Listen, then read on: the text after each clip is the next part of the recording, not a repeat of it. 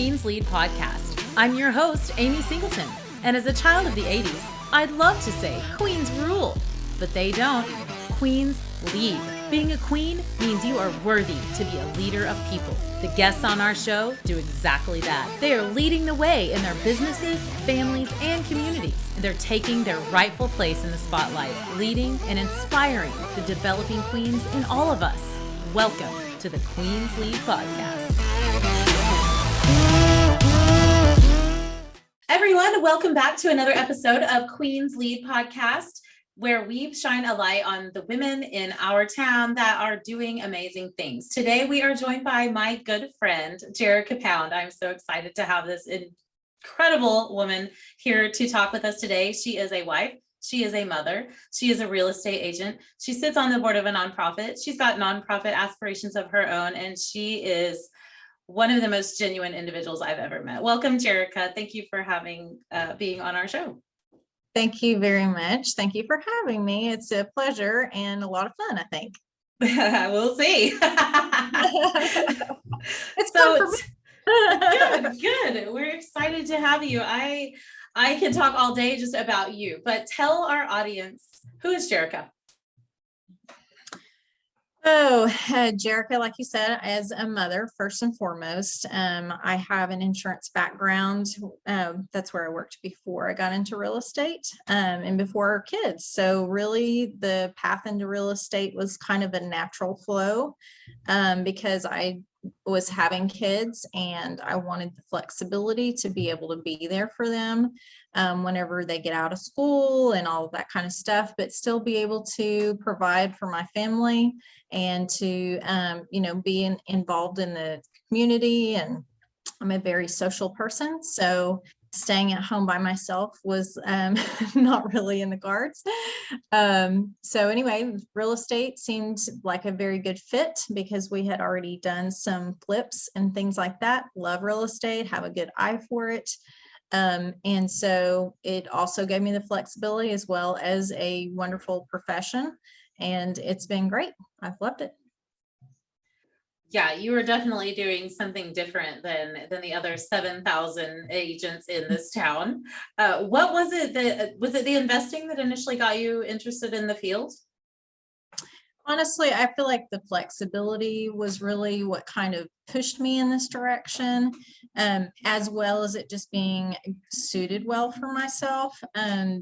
Because we had done, like I said, we had done some flips and been successful at it. So I just felt like I could offer that to other people as well, because not everybody has vision for what a house can be whenever it's sitting there in shambles and all of that. So I do guide people, even that own property already and they're selling it, not necessarily also when they purchase it, I can give them vision for that. But if they have a property that they need to fix up and things like that, I provide them with direction on how to go about getting the most bang for their buck and which things to do to the property and not do to the property for the best return on investment.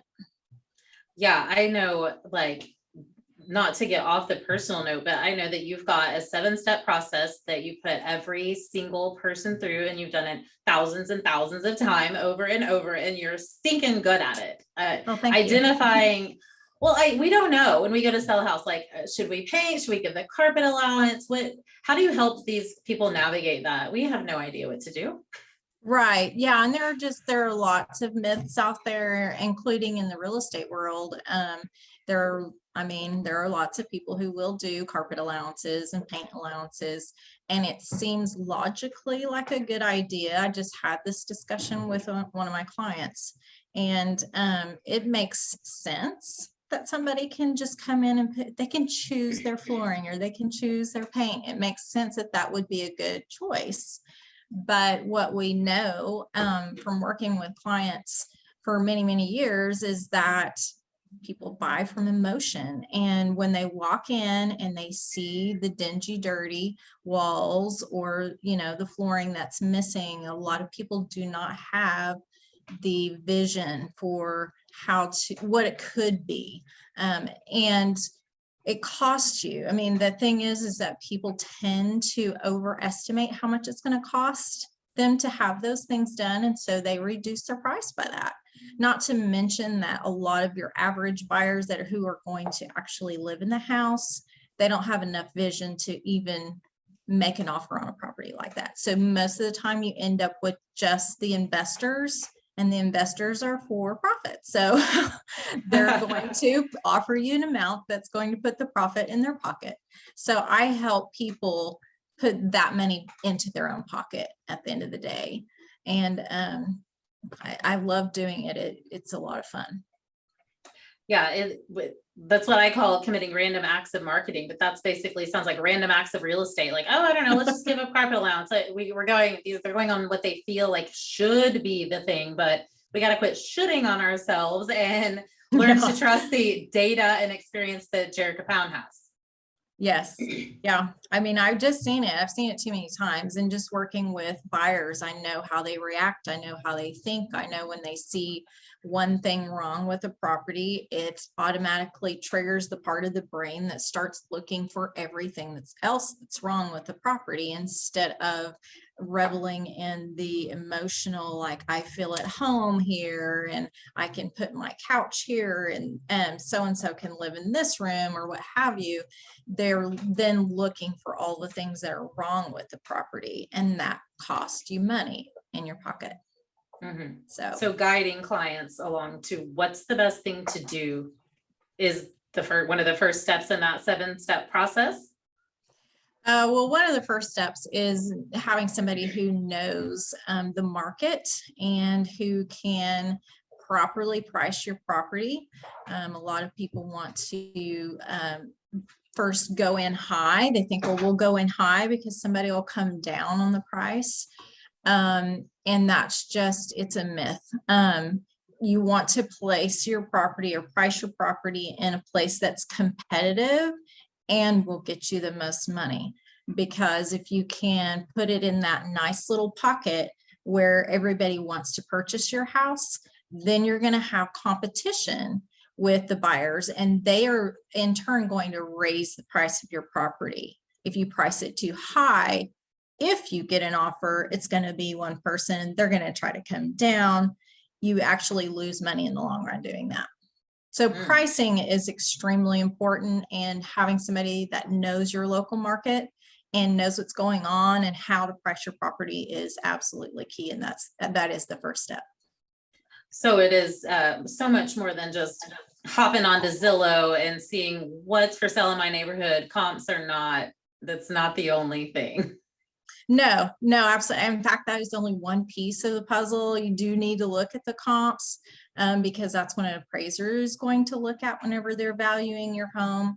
But you also need to look at what's going on in the market. You need to know like what your active competition is. What does that look like? Because what happened 6 months ago may not be what's happening today. And so if the market is heading in an upward motion, and you price it what's happened the last 6 months, you could be losing money, or vice versa. If you price it based on what's happened the last 6 months and the market is going down, you're going to sit on the market and actually lose money. Okay. All right. Well, you heard that here, guys. Listen to this expert. She knows what it takes to get your home priced right. So what would you say, you mentioned kind of that was a myth. What's one of the most common myths in real estate on either on the buyer or the seller side that you would like to just debunk for everybody right here? Something we all think is true. Oh, goodness. I think those two are actually two of the top ones, like pricing it too high and so that you have somewhere to come down to, or also, well, it makes sense that, somebody can pick their own flooring or their own paint. Those are two pretty big ones. I don't know. I think there's a lot of misunderstandings with buyers that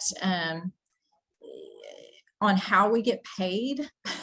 That sounds a little weird, okay. But they'll work with multiple people or just call on the sign instead of actually using one agent that can fully represent them. And unfortunately, that ends up hurting them a little bit because they don't have the relationship with the realtor that they need. And that realtor really doesn't know like what their motivations are, what their needs are, that kind of thing. And a lot of times every time those agents are already in relationship with the seller. And so to call on a sign, people think that they're going to get a better deal, but in fact, they're probably not going to get as good of a deal because to fully represent both parties is kind of hard to do. And they're already in relationship with that seller. So they're going to lean towards that seller. The other thing is that buyers do not pay the realtor to represent them. So you get free representation as a buyer. And so to pick a really good agent is, I mean, it's in your best interest to interview several to make sure that you've got a good representative for you, because just because you know somebody doesn't make them good at what they do. Or just because they're your friend or your family member or what have you doesn't mean it's, and you're talking about money. I mean, it's a business transaction. So yeah. Do you avoid working with family and friends? Oh, is that kind of tough to navigate? It's hard. I think every realtor finds themselves in that situation where they want to help their family, they want to do it, so they end up doing it and it ends up not working out as good. So really it is in everyone's best interest if you just refer those out. Yeah, I can see how, I mean, it's like I mean, when you say that, it reminds me almost of like a divorce attorney. Like you gotta have it both sides, even if you're agreeable, both sides need their own rep. Yes, yeah, it really does help. I mean, I help people buy listings that I've listed, but you know, you just never know. I'm a very fair person, and I do treat both parties with the utmost, you know, confidentiality and respect and level of service. But not every realtor does that. So you are kind of taking it into your own hands. It's risky, you know. It's a risk. So, and as a realtor, I mean, it's nice to have both sides. However, it is actually feels like more work sometimes than if you just have one side. It's easier to navigate if you just have the one side and you're working alongside with another realtor on the other side. Mm-hmm. And even though it is, I mean, ultimately it's a transaction, it's a business transaction, but I know that you are very forward with the relationships that you're developing with these people, and you get to know them and their motivations and what's important to them, right? That's one of the first things you do with your clients. Absolutely. Is that right? Yeah. And you cannot really serve someone unless you have taken a deep dive into what their motivations are, because every single client is different and what is important to them is different. So it's very important to know those things so that you can direct them in a better way for their situation. For sure. What are some of the most common things that you find as far as like client values that makes a huge difference in the type of home they buy or where they live? I mean, oh goodness, I have all kinds of people. I mean, sometimes you have like just people who are just getting started, and they may enjoy better like a downtown area or a college town, things where they can just ride a bike or walk to locations. They like to have like things very local to where there's plenty of restaurants or swanky little shops or what have you. Sounds good. Where's this property? Yeah, Norman. I'll take that one. I'll take that one. My kids are almost done. I'm ready. Or downtown Oklahoma City. I mean, they've got a lot of cool little places down there too. And then you may have somebody that has a larger family and they want land and they want to be able to grow their own food, or, you know, have their own animals, chickens or what have you. Or they just want space, you know, or they have a business growing, you know, they might have a grow and they need the space for that. And typically that looks like a larger shop type building with, I mean, the electrical is way different on those. So I don't know. I see things all over the board as far as needs and desires and locations and all of that. Do you find that the Oklahoma City market is pushing more toward that kind of urban, like are there more properties coming up with that urban downtown-y kind of feel? Well, I feel like that's always been, I'm seeing more people moving out on land. There's a lot more demand for people. I think it's just a kind of a side effect of COVID. People want space. They want to be able to have like the freedom to go outside and just chill and have family time or what have you. I'm seeing a lot of people moving out of town. But I mean, like just last week, I closed one near, downtown Norman. So there's still lots of demand for that as well. And like you said, it's either younger people that are just getting started, first home, that kind of thing, or I'm seeing, like you said, empty nesters. They're like, let's go have some fun and I mean, they want the downtown life. And so it just depends. And I'm up for all of it. I love it all. We're seeing a major influx, at least just, I mean, I'm not in the real estate market, but just people I know, I've seen a huge influx of people from out of state coming to live here. Oh, yeah. Yeah, lots of out-of-state investors as well. People who actually aren't going to live here and are not going to move here, that are investing here because the prices are so good still, even though they are inflated quite a bit right now. They can still get a better return on investment here, even with rents and things like that. So we're still seeing a lot of investors coming from out of town. And you all are investors as well, is that right? Your husband is your partner in business, is that correct? Jason Pound? Yeah. What is his, now he's not always been in real estate. I think he was in banking before. And so obviously brings an enormous amount of knowledge to the business that you all share together. Talk a little bit about your partnership with him and what that's been like. Okay. Well, it's funny because we have actually been in business together 3 separate different times. So we actually sold ladies' shoes at Dillard's together very early on in our lives before we were even married. And then we also were partners in insurance. We sold insurance together. And then in real estate, he's joined me. I think he's probably been with me now a year. He's had his license for a lot longer than that and has delved in a little bit here and there, but he's with me full time now.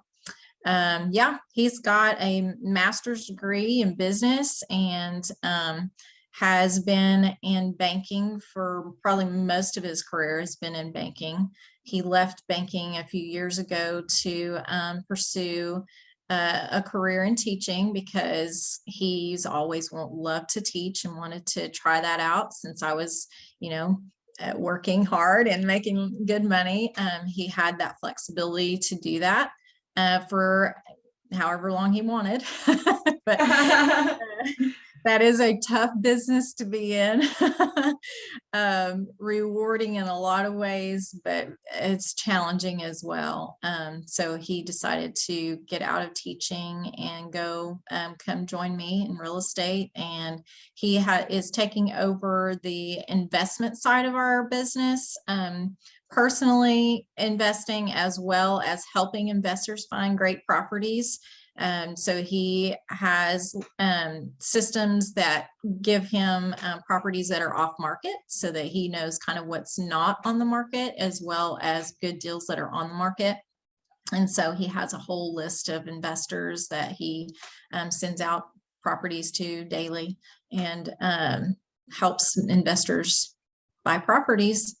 And so, and I pretty much take care of the other side for right now. We do plan to grow our business.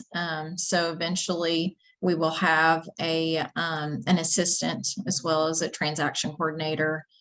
It'll eventually grow to probably 5 or 7 other employees. Awesome. That's so exciting to think about. This couple, I know obviously our audience doesn't know you as well maybe as I do, but This couple is so powerful. I love that their last name starts with a P, the power team, the power pounds. I don't know. I'm working on something for their marketing because I can't stand it. They're so in love. They're so in sync, and their children reflect that. Their two kids are seriously some of the most well-rounded, beautiful individuals, and they're young, right? Yes, thank you so much. They are really great kids. I have a 10-year-old and a 12-year-old. So that they really are great. Hopefully one day I'll have one or both of them in the business with us too. Yeah. Her daughter has got business aspirations. Like, she is a little idea machine, just all the time thinking about what she's going to do. Yeah, she's wanting to start her little pet business and, take care of pets in whatever, way that they need it. Like if the owner is on vacation, dog sitter, whatever. So she's got a whole little business plan. What a set of parents to have as an example to grow that idea, like a lot of kids do not have that resource. Was there someone that was instrumental in your mentorship as far as realty that really just kind of linked arms with you and taught you, or was this all grassroots, only you? So I mean, part of it is just natural inclination, I think. I guess thinking about that, my dad really did play a pretty big part in just having the knack for it, because I kind of grew up, he was like a handyman type deal. Like he always did all of our own stuff, and I got to see that. And so I think that it really did kind of nurture that a little bit in myself. And then Cara Cavallo got me into real estate, especially with Keller Williams. And Keller Williams, just their whole philosophy is such a giver's gain type of philosophy.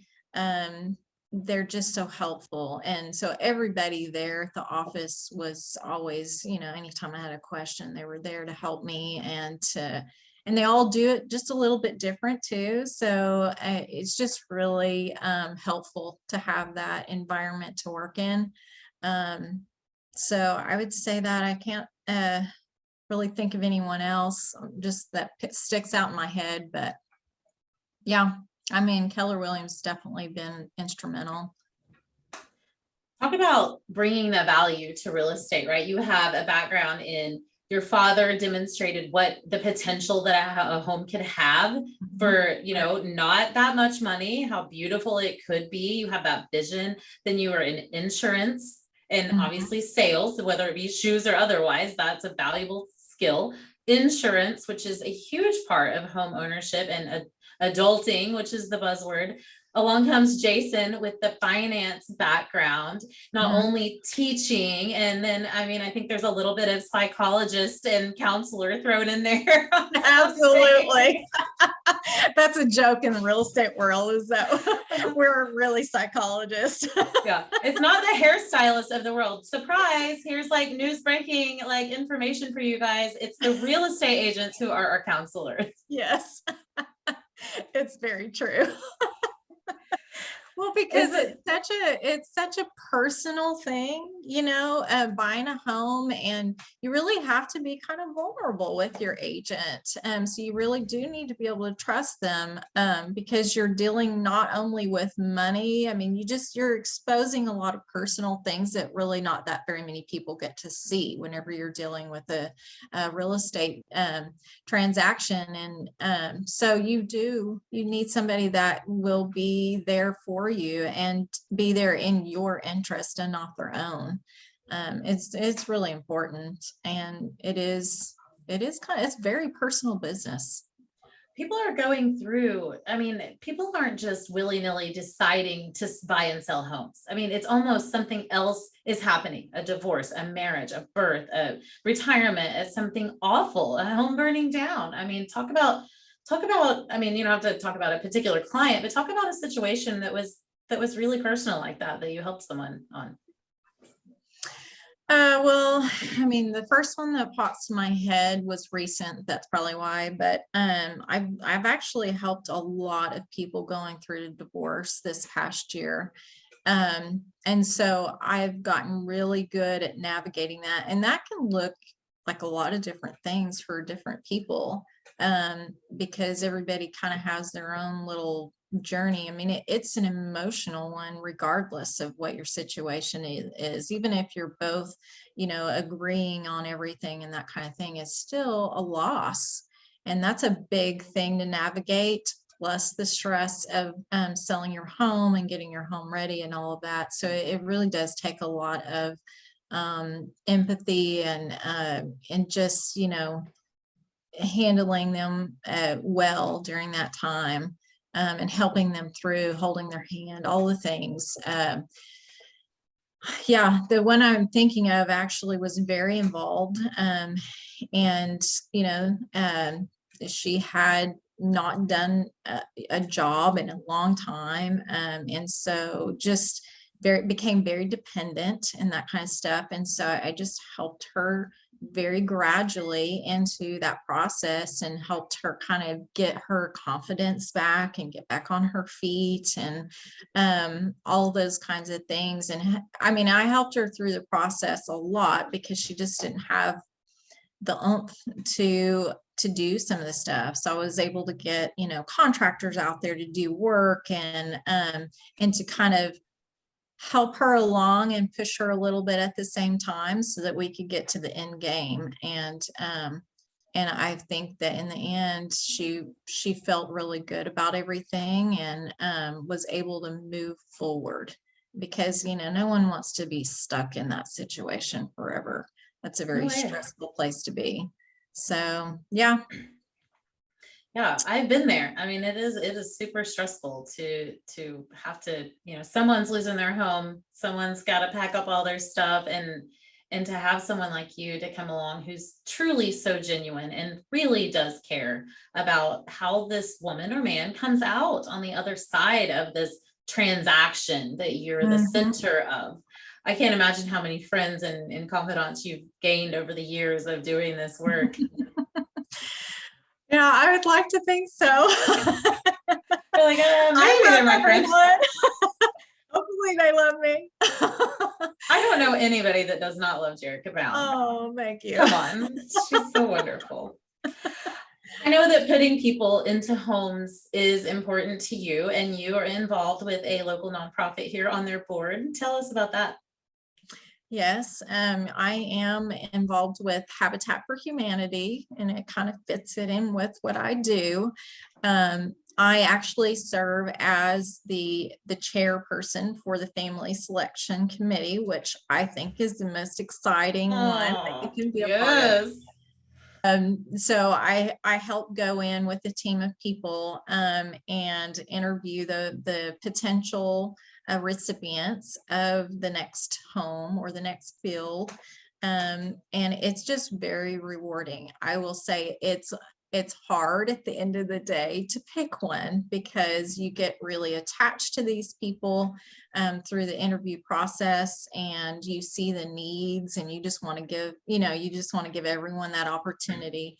But so that's the hardest part about it, but it is so rewarding to see someone that has had things happen in their life to cause them to be in a not so great place, and to be able to kind of give them a hand up and help them get to that next level. Because sometimes we just need that, sometimes you hit an all-time low and it's hard to get yourself up.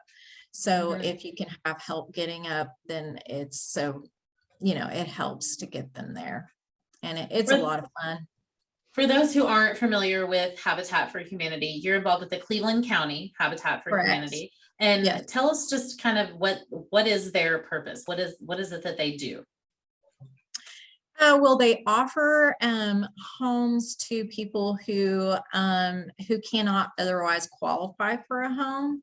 And so They do. It is a mortgage, and the big myth is that people, Habitat is giving homes away to these people. They're not giving the homes. They're just helping them get into a home. It is an interest-free loan that they do. So the payments are very reasonable and low, and but it also gets them in the teaches them how to make payments regularly. And there's lots of classes that they offer to help people learn about how to better their lives in that way. And how to do home repairs and things like that will comes along with home ownership. And to improve the community. I mean, when we go into a neighborhood and build a house for someone or just remodel a house for someone, we are improving the area, and we're improving community and things of that nature. So we also have a restore, which, it helps the community as far as being able to purchase things at a discounted rate and that kind of stuff. You can donate things that you don't need any longer to the Habitat restore, and like furniture and household goods and things like that they sell those in the store. Awesome. So it's not just the recipients of the homes that are benefiting. I know there are endless volunteer opportunities. If you're getting rid of furniture, take it down to the Habitat store, the Restore in Norman. It's on Main Street. Yes, Main, yeah. And I believe Barry. Yeah. Mm-hmm. Yeah. Okay.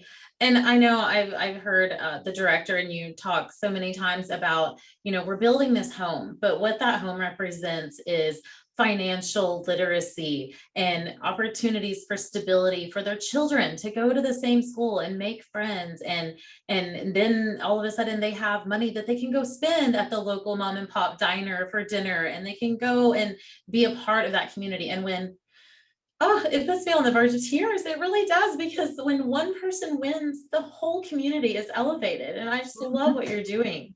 Yes. And even the restore, they hire people that, maybe couldn't get employment anywhere else and that kind of thing. So it just helps people that are in a bad spot get back to a better spot, and be integrated into the community. Yeah. Mm-hmm. We need help, and we need our communities. We do. And Cleveland County Habitat is doing the thing, man. It's freaking wholesome. You also, I happen to know, have your own nonprofit aspirations. You talked about helping that woman who had been dependent on a husband for many, many years, and give us a little glimpse of what your aspirations may be in the future with that.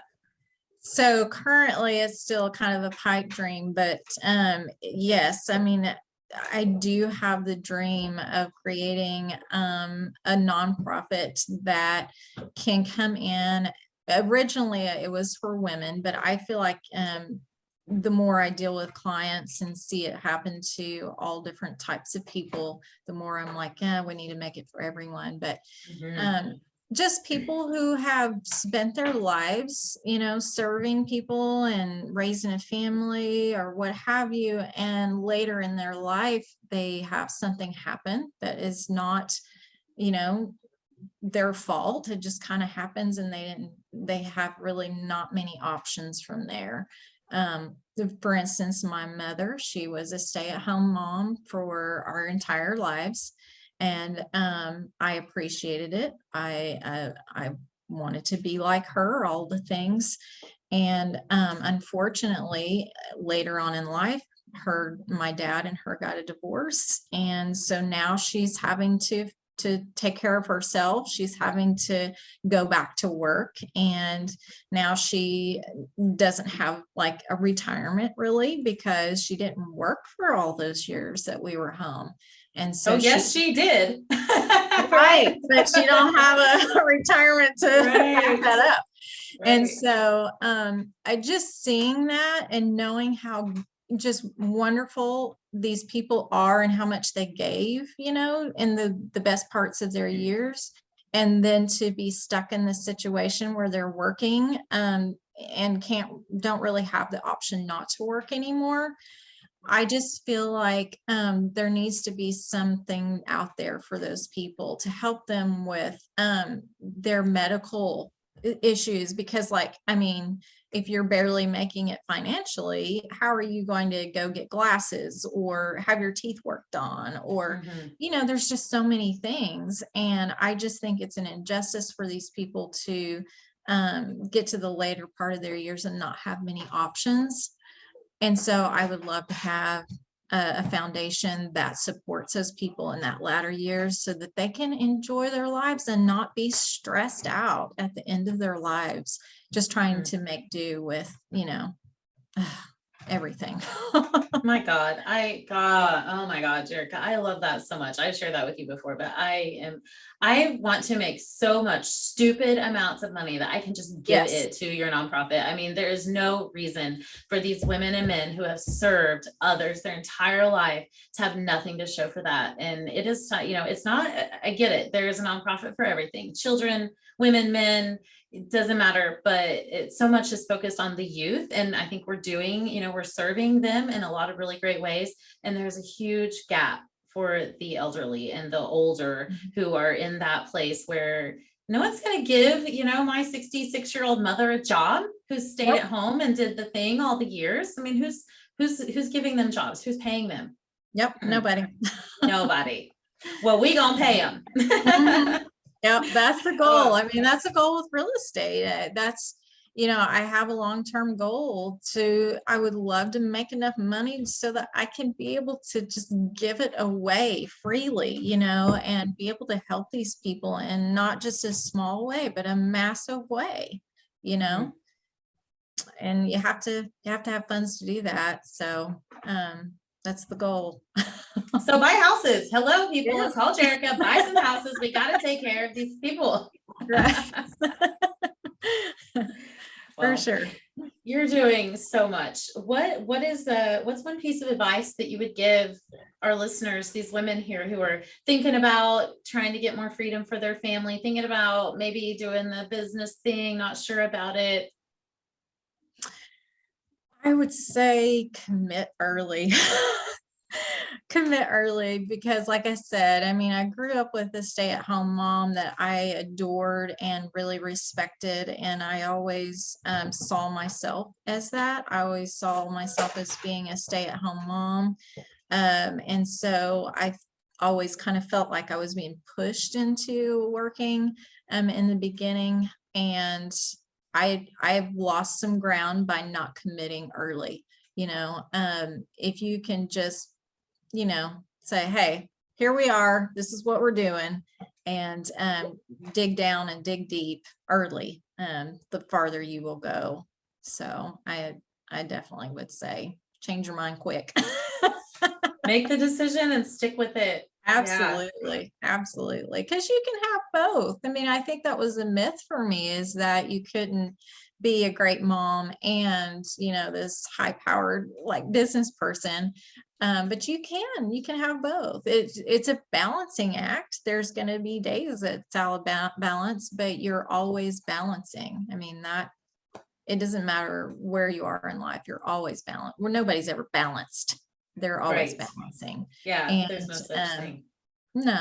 So you can have both, and it's a lot of fun. You can enjoy your life.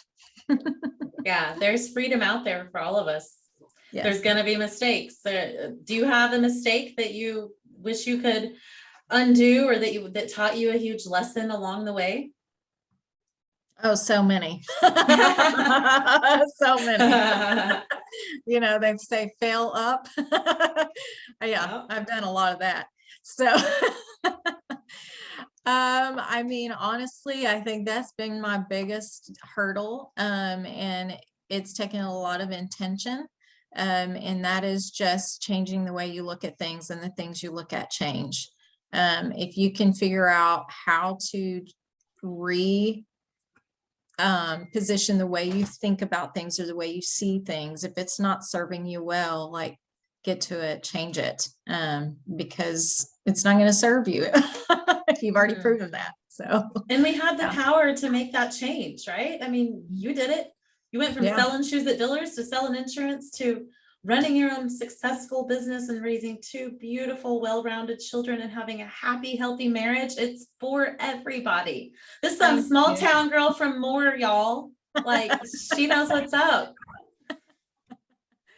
Well, we certainly at Queens Lead appreciate you. You are absolutely you embody everything that we're all about. You are not a ruler, you are a leader, and you do it by example, and you do it with intention, and you do it with grace, and you do it with genuine love for your clients and for the people around you. So thank you so much for being who you are and for being a part of my community and my little circle of people. We thank you so much for being here. Jerica, tell our listeners where they can find you and Cleveland County Habitat. Okay, so you can find me at jericapound.com, and on that site you can find the links for my Facebook page and all of the other social media platforms. And Habitat you can also find on Facebook. It's Cleveland Habitat for Humanity, Cleveland County Habitat for Humanity. They also have a website. You can check them out there, and they post lots and lots of information and opportunities for you to volunteer. They've got lots of different things that you can do. You can work in the restore, you can help on projects, and it's very rewarding. You can also get a group together to do a whole project. So if that's something of interest, just reach out. You can reach out to me for that, or you can call them directly. Awesome. Well, thank you so much for being here. You guys check out jericapound.com and Cleveland County Habitat for Humanity. Thank you, Jerica, for being a queen that leads.